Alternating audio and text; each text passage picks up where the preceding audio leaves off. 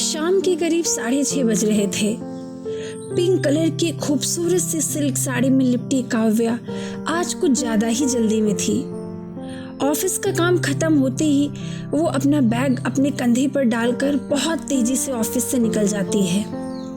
उसके कदम बहुत तेज बढ़ रहे थे, पर जाने क्यों बीच बीच में वो बार बार अपना फ़ोन देख रही थी।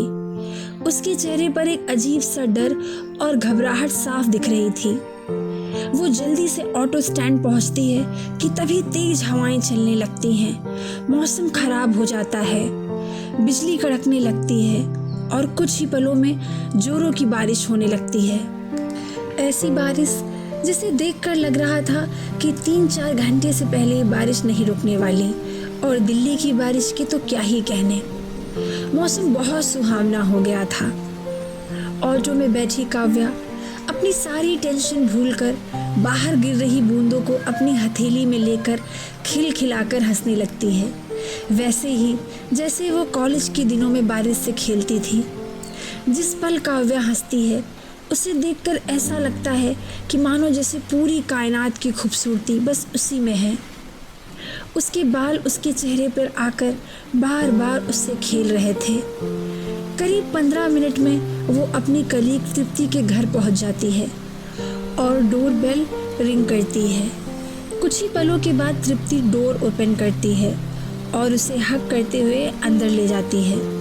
काव्या तृप्ति से कहती है, अब तबीयत कैसी है तुम्हारी, और तुमने मुझे पहले क्यों नहीं बताया? मैं कल से यही सोच रही थी कि आखिर क्या बात है, तुम ऑफिस भी नहीं आई, फ़ोन पर भी ढंग से बात नहीं कर रही हो, मैसेज का भी जवाब नहीं दे रही हो। अब तुम ऐसा करोगी मेरे साथ? ये सब कहते हुए काव्या इमोशनल हो जाती है। काव्या की घबराहट और बेचैनी को देखकर तृप्ति उसे कहती है, अरे रुको, सुनो तो। काव्या रोने लगती है। उसकी आंखों से मोटे मोटे आंसू गिरने लगते हैं। ये देखकर तृप्ति उसके चेहरे को अपने हाथों में लेते हुए बोलती है, ओ मेरा बेबी, ऐसे रोएगा? I am sorry dear. वो एक्चुअली कल बहुत फीवर था और मेड भी नहीं आई काम पर, तो मैं तो और परेशान हो गई। तुझे इसलिए नहीं बताया कि तू परेशान हो जाती। बस ये कहते हुए तृप्ति काव्या की बड़ी बड़ी आंखों से बह रहे मोटे मोटे आंसुओं को अपने होठों से पीने लगती है और उसे कस कर गले लगा लेती है और उससे कहती है, इतना परेशान होने की ज़रूरत नहीं है, मैं अब ठीक हूँ। ये सुनकर काव्या तृप्ति की तरफ देखती है और बड़े ही प्यार से अपने होंठ तृप्ति के होठों पर टिका देती है और उसे बहुत प्यार से किस करती है और बोलती है, आज की बात अगर ऐसी हरकत की ना तो मैं तुम्हें कभी माफ़ नहीं करूँगी। पता है, तुम्हारा जब मैसेज देखा शाम को मैं इतना डर गई, मुझे यही लगा कि कहीं मैं तुम्हें खो न दूँ। काव्या की ये बात सुनकर तृप्ति हंसते हुए कहती है, ऐसा कुछ ना होगा पगलू। वहीं दूसरी ओर बाहर बारिश बहुत तेज हो गई थी। अचानक बहुत तेजी से बिजली कड़कती है। डर से काव्या तृप्ति के चिपक जाती है। जिस पल वो तृप्ति से लिपटती है उसकी साड़ी का पल्लू नीचे गिर जाता है।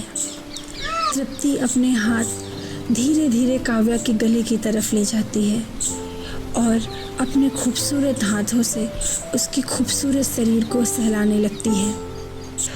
काव्या मदहोश होने लगी थी। वो धीरे से तृप्ति से पूछती है, ये क्या कर रही हो तुम? ये क्या कर रही हो तृप्ति? तृप्ति उससे कहती है, क्यों, क्या तुम्हें ये अच्छा नहीं लग रहा है? ये सुनकर काव्या शर्मा जाती है और नीचे देखने लगती है। तृप्ति धीरे धीरे अपना हाथ और नीचे की तरफ ले जाती है, उसकी पतली सी कमर को कसकर पकड़ लेती है और उस पर अपनी उंगलियां फेरने लगती है। दोनों एक दूसरे से कसकर लिपटी हुई थी। बेड का सहारा लेकर तृप्ति और काव्या बेड पर बैठती हैं और अगले ही पल तृप्ति काव्या के सर को अपनी गोद में रखकर बड़ी ही मदहोशी से उसके गुलाबी होठों को चूमने लगती है और धीरे धीरे उसके ब्लाउज के बटन्स को खोलने लगती है। तृप्ति की इस छुअन से काव्या बहुत इरोटिक फील कर रही थी। वो अचानक से तृप्ति की गोद से उठती है और उसकी होठों पर अपने होठों को टिकाकर उसे कसकर चूमने लगती है।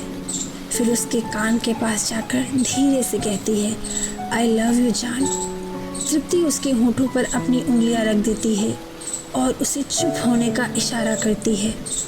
धीरे धीरे उसके ब्लाउज को वो नीचे गिरा देती है और खुद की टी शर्ट को भी वो अपने कंधों से नीचे गिरा देती है। दोनों एक दूसरे से लिपट जाती हैं और उनका हार्ड रोमांस शुरू हो जाता है। वो दोनों एक दूसरे के प्यार के आगोश में डूबी ही थी कि तभी अचानक काव्या का फ़ोन बजने लगता है। काव्या हड़बड़ा जाती है और तुरंत उठकर अपना फ़ोन उठाती है, जहां हस्बैंड कॉलिंग लिख के आ रहा था। काव्या डरते हुए बोलती है, जी जी। सामने से एक कड़क आवाज़ आती है। वो आवाज़ उसके पति विशाल की थी। विशाल कहता है, कहाँ हो तुम? इतनी देर हो गई है, ऑफिस के बहाने घूम रही हो क्या? अभी तक घर नहीं पहुँची? लड़खड़ाती हुई आवाज़ में डरते हुए काव्या कहती है, जी वो मैं बस आ ही रही थी। उसकी बात काटते हुए विशाल तुरंत तेज़ी से बोल पड़ता है, 15 मिनट में घर आओ, मम्मी को दवाई लेनी है, बिना डिनर के वो दवाई कैसे लें? काव्या कहती है, पर वो बारिश बहुत तेज़ हो रही, मैं कैसे?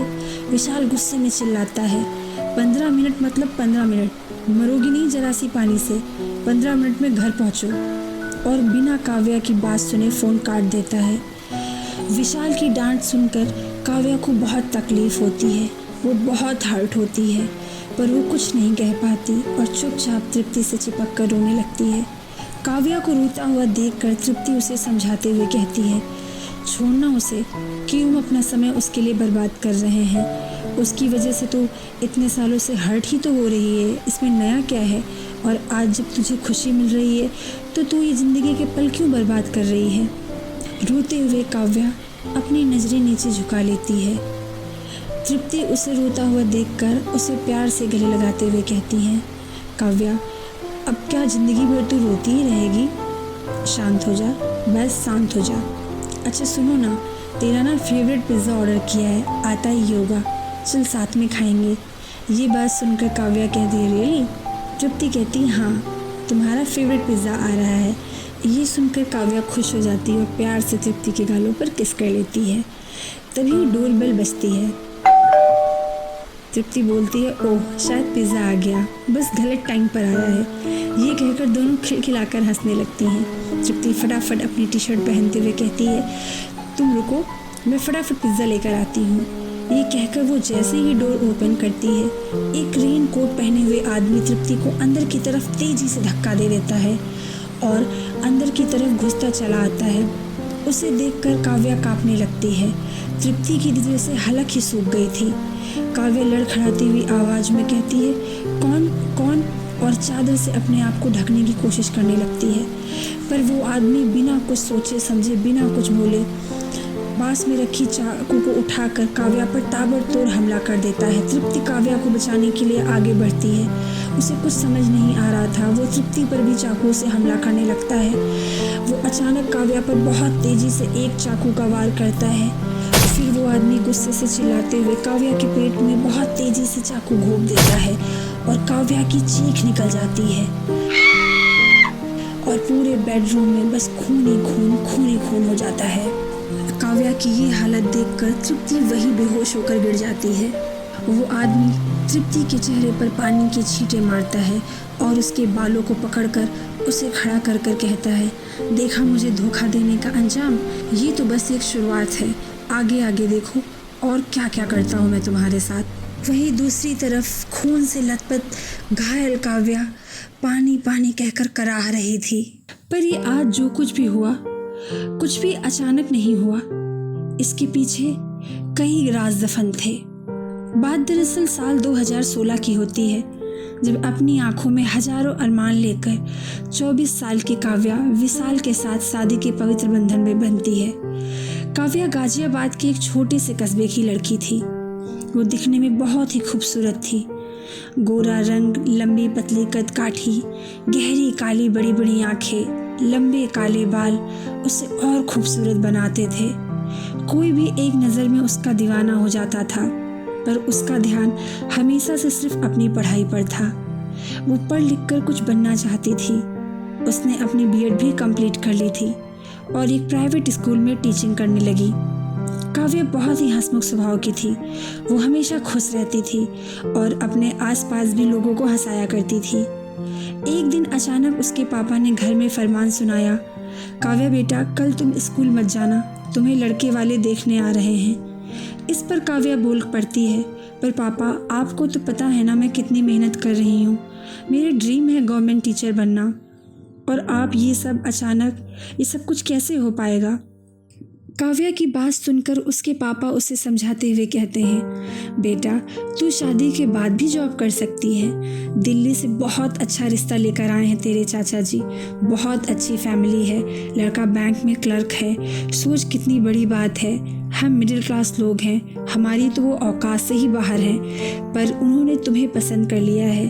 तेरे चाचा ने तुम्हारी उन्हें फ़ोटो भेजी थी। लड़का भी बहुत अच्छा है। तू राज करेगी मेरी बेटी, राज करेगी। ये सब सुनकर काव्या के छोटे भाई बहन और माँ खुशी से उछल जाते हैं, क्योंकि उनके दीदी की अब शादी होगी। काव्या अपने पापा का चेहरा देखकर चाह कर भी उन्हें मना नहीं कर पाती, क्योंकि वो उन्हें कभी दुखी नहीं करना चाहती थी। फिर कुछ दिन बाद काव्या के पापा अपने गांव का एक खेत बेचकर, अपनी औकात से बढ़कर दान दहेज देकर धूमधाम से काव्या की शादी कर उसे नम आंखों से विदा करते हैं। चारों तरफ खुशियां ही खुशियां थी। काव्या अपने ससुराल पहुंचती है। सारे फंक्शंस होते होते रात हो जाती है। काव्या की ननंद काव्या के रूम में आकर काव्या से कहती है, भाभी आप फ्रेश हो जाओ, भैया आते ही होंगे। विशाल के आने की बात सुनकर काव्या शर्मा जाती है और अपनी ननंद के जाने के बाद फ्रेश होकर के शीशे के सामने खड़ी हो जाती है और खुद को निहारने लगती है। लाल जोड़े में सजी काव्या बहुत खूबसूरत लग रही थी। वो मन ही मन हंसती है और अपने बालों को और मेकअप को ठीक करती है और बड़ी ही बेसब्री से चुपचाप अपने बेड पर बैठ जाती है और विशाल का वेट करने लगती है। वो काफ़ी देर तक विशाल का वेट करती रहती है। रात के करीब 1 बज जाते हैं, पर विशाल नहीं आता। विशाल का इंतज़ार करते करते काव्या को नींद आने लगी कि तभी करीब 2 बजे लड़खड़ाता हुआ शराब के नशे में विशाल कमरे के अंदर आता है। काव्या उसे देखकर तुरंत खड़ी हो गई। विशाल करीब 28 साल का हट्टा खट्टा औसत लुक वाला लड़का था। काव्या धीरे से कहती है, आप आ गए, और उसे पानी का ग्लास देती है। वो पानी का ग्लास फेंक देता है और काव्या को खींचकर अपनी बाहों में लेते हुए कहता है, पहले वो करते हैं जिसके लिए तुम 4 घंटे से वेट कर रही हो। विशाल के मुंह से शराब की बदबू आ रही थी।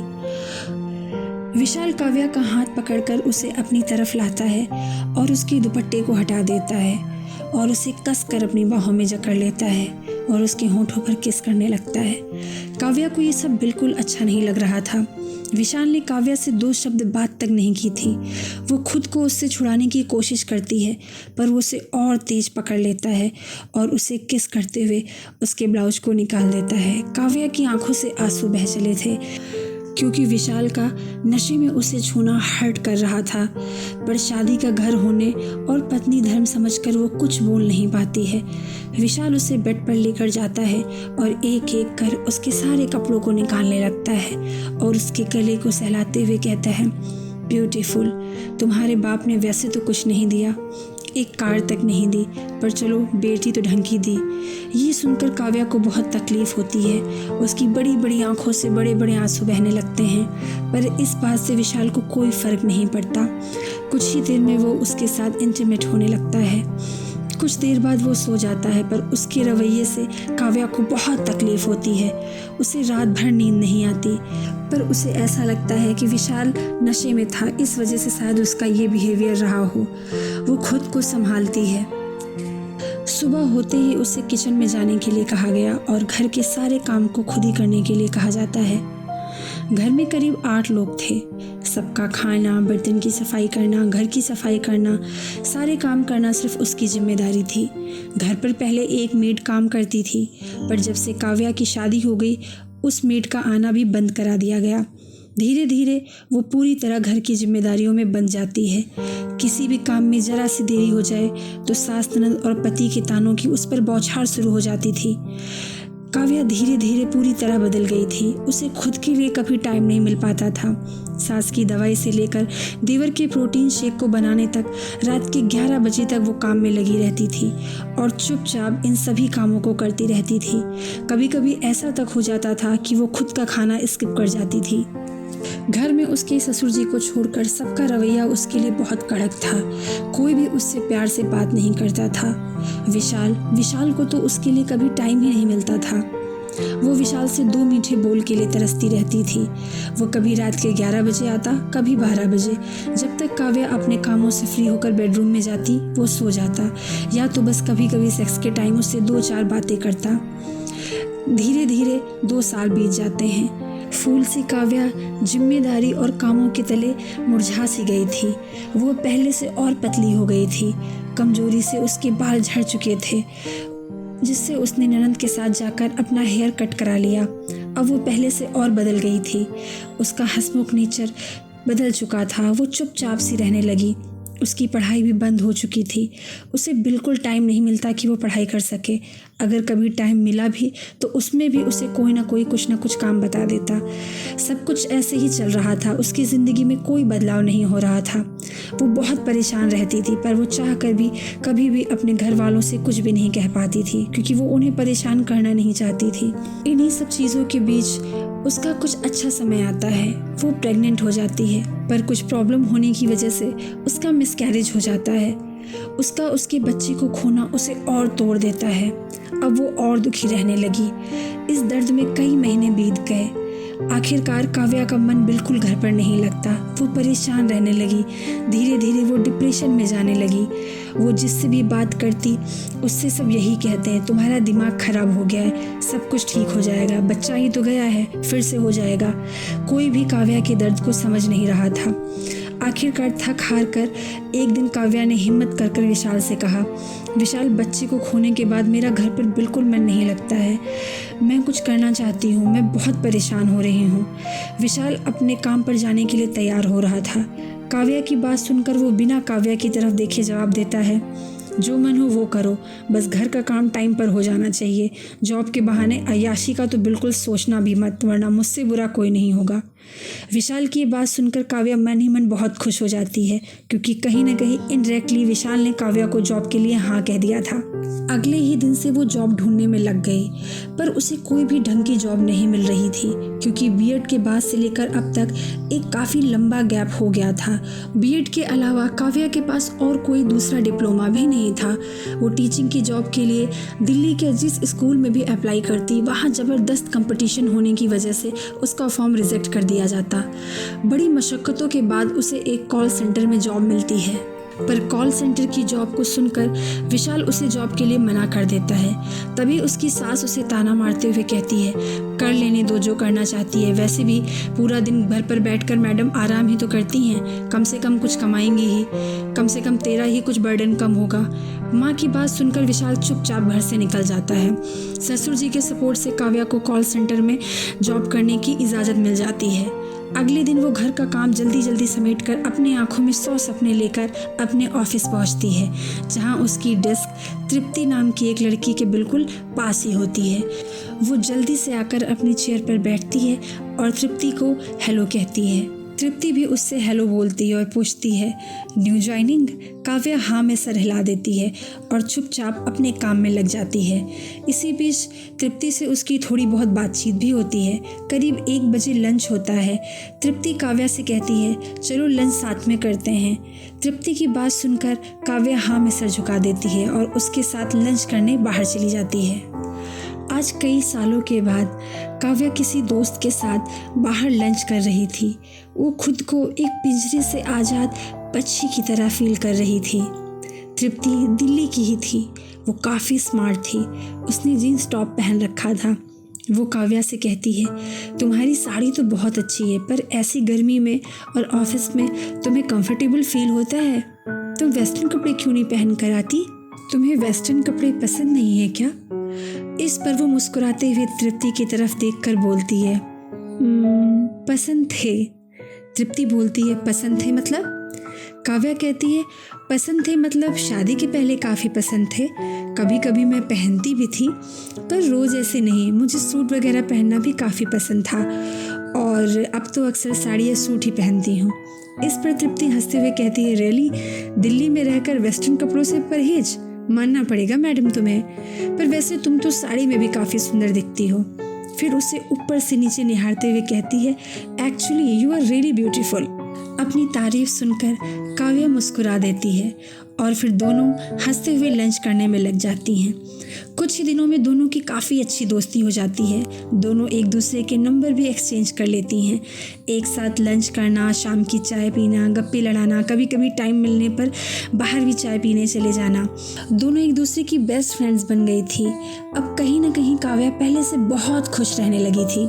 एक दिन ऐसे ही काम से थोड़ा फ्री होने के बाद ऑफिस में दोनों एक दूसरे के साथ गप्पे लड़ा रही थी कि बातचीत करने के दौरान गलती से काव्या का हाथ तृप्ति के कंधे पर पड़ जाता है। तृप्ति दर्द से कराह उठती है, आह काव्या प्लीज़ छोड़ो। तृप्ति की ये दर्द भरी आह सुनकर काव्या तुरंत बोलती है, ओह सॉरी, क्या हुआ? मतलब मैंने इतनी तेज़ से तो नहीं किया, सॉरी, मैंने बस हाथ रखा।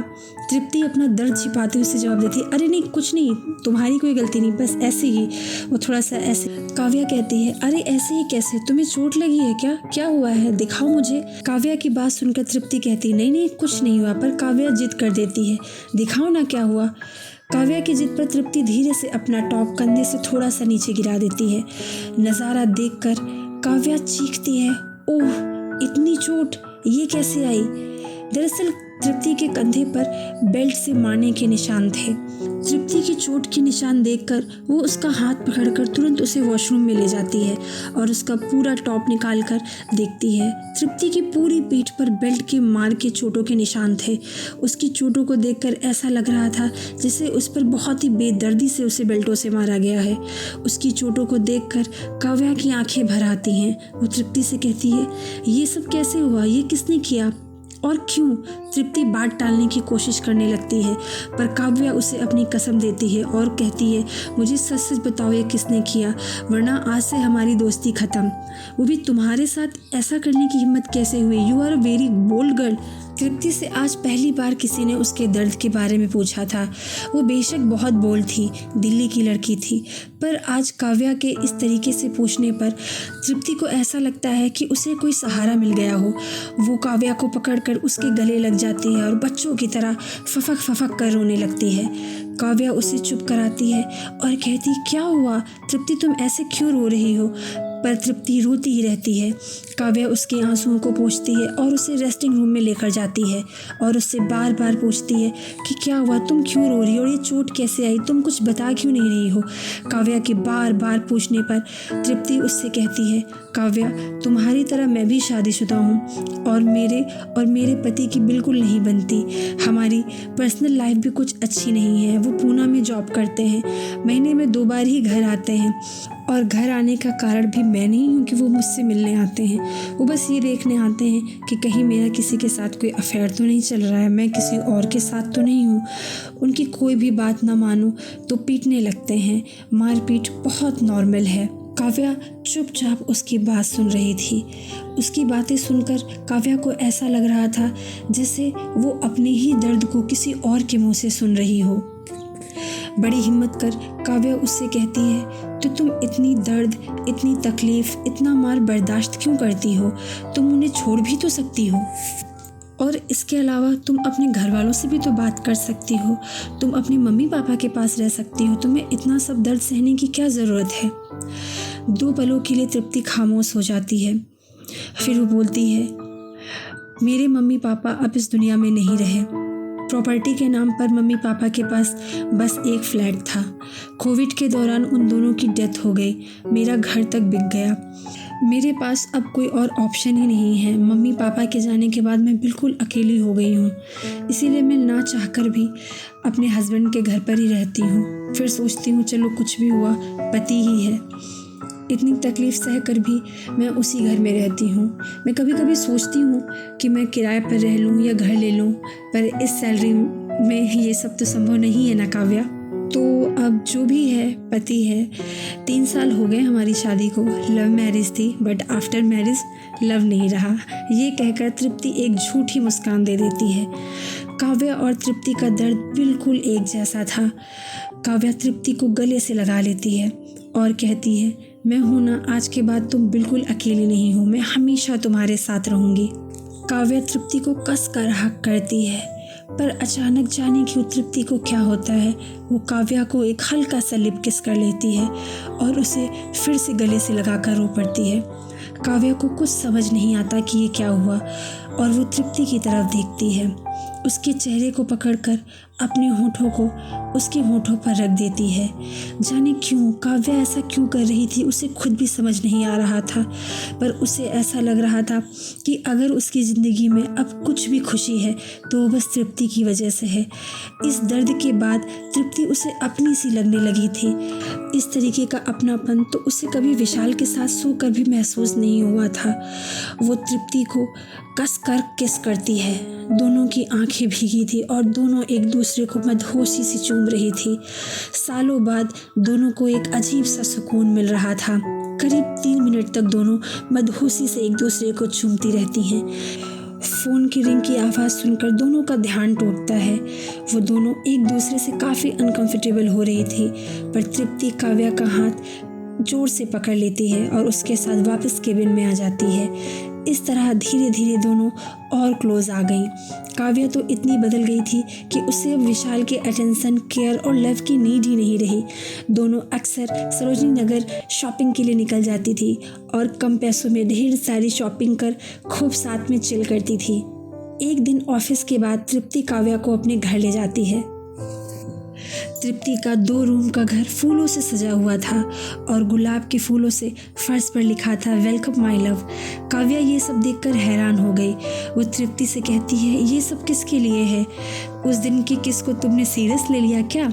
इस पर तृप्ति हंसती है और कहती है, क्यों, तुमने सीरियस नहीं लिया क्या? तृप्ति अपने घुटनों पर बैठती है और एक गुलाब काव्या को देते हुए कहती है, आई लव यू काव्या। ये सुनकर काव्या घबरा जाती है और कहती है, पर ये सब तो गलत है तृप्ति। तृप्ति उसके होठों पर अपनी उंगलियां रखकर उसे चुप कर देती है और उसके मुंह को अपने हाथों में लेकर उससे कहती है, तुम्हें मेरा साथ अच्छा लगता है ना? काव्या बोलती है, हाँ बहुत अच्छा लगता है, सालों बाद मैं दोबारा से हंसने लगी हूँ तृप्ति। तृप्ति कहती है, यस काव्या, यही प्यार है डार्लिंग, जिसके साथ हम खुश रहें, जिसके साथ हम अपनी परेशानी को बांट सकें, जिसके साथ हम कंफर्टेबल फील करें, जिससे हमारी अंडरस्टैंडिंग हो, जो हमारी खुशी और गम को महसूस कर सके, वही तो प्यार है। काव्या, तुम महसूस करो या ना करो, पर तुम भी मुझसे प्यार करती हो और मैं तो तुमसे इतना प्यार करती हूँ कि मैं तो तुम्हारे बिना रह ही नहीं सकती। मुझे तुम्हारा साथ बहुत अच्छा लगता है। काव्या चुपचाप तृप्ति की बातें सुन रही थी। कहीं ना कहीं उसे भी महसूस हो रहा था कि वो भी तृप्ति को प्यार करने लगी है और वो अब उसके बिना नहीं रह सकती। इसीलिए तो उसने उसे उस दिन किस किया। काव्या के दिमाग में बहुत सारी बातें चल रही थी। वो चुपचाप खड़ी थी। तृप्ति उसका हाथ पकड़कर अपने बेड पर लाती है और उसे बिठाती है और प्यार से उसे किस करने लगती है। वो काव्या के दुपट्टे को हटा देती है, उसकी पतली सी कमर को पकड़कर अपनी तरफ कस कर खींच लेती है, जैसे दोनों दो नहीं बस एक शरीर हो। तृप्ति उसे बहुत ही प्यार से किस करती है और बड़ी ही मदहोशी से उसकी पीठ को सहलाने लगती है। धीरे धीरे उन दोनों का हार्ड रोमांस शुरू हो जाता है। अब दोनों एक दूसरे के साथ बहुत खुश थी।